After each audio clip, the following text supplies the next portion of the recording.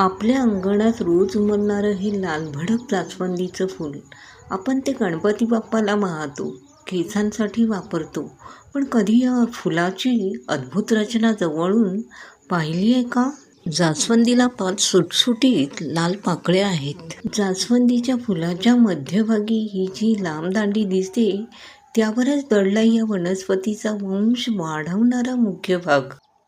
यामध्ये स्त्री केसर आणि पुंकेसर म्हणजे मेल आणि फिमेल भाग एकत्रच असतात. या नळीवर मध्यभागी जे पिवळे केशरी बारीक कण दिसतात तो आहे पुंकेसर. यामध्ये पिवळ्या रंगाचे परागकण तयार होतात.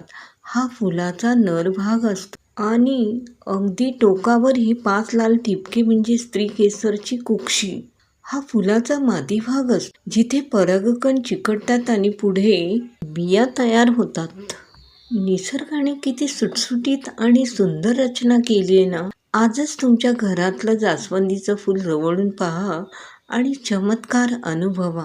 निसर्गाची ही किमया तुम्हाला कशी वाटली नक्की कमेंट करून सांगा.